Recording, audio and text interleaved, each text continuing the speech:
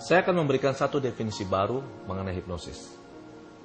Hipnosis adalah kondisi kesadaran seseorang yang ditentukan oleh perubahan pola gelombang otak pada aspek frekuensi dan amplitudo, yaitu bergesernya frekuensi dominan dari beta ke alfa, ke theta, dan ke delta, sehingga mengakibatkan meningkatnya konsentrasi, fokus, dan penerimaan terhadap berbagai pesan mental yang disampaikan oleh seseorang kepada pikiran bawah sadar orang lain.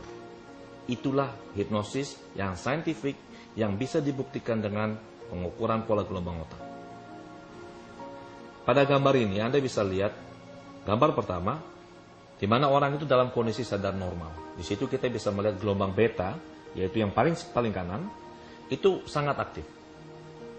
Setelah seseorang itu diinduksi, dibawa turun gelombang otaknya, dan Anda bisa lihat dari gambar yang kedua, bagaimana betanya semakin berkurang. Kita bisa melihat alfa, theta, delta, terutama delta itu meningkat cukup drastis.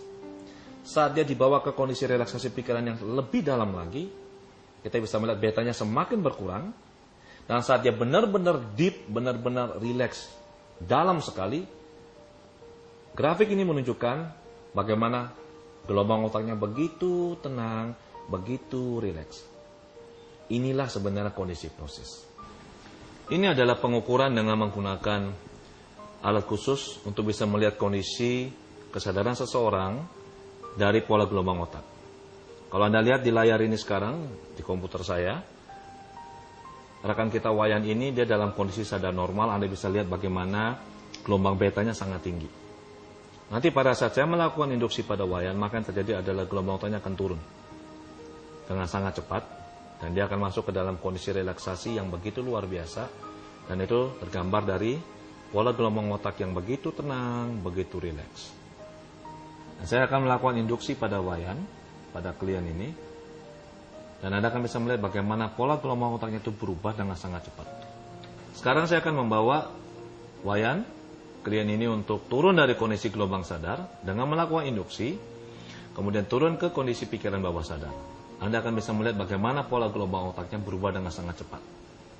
Oke, tarik nafas panjang, hembuskan, tutup mata dan rileks. Niatkan masuk ke dalam kondisi relaksasi pikiran dan tubuh yang begitu nyaman dan begitu menenangkan.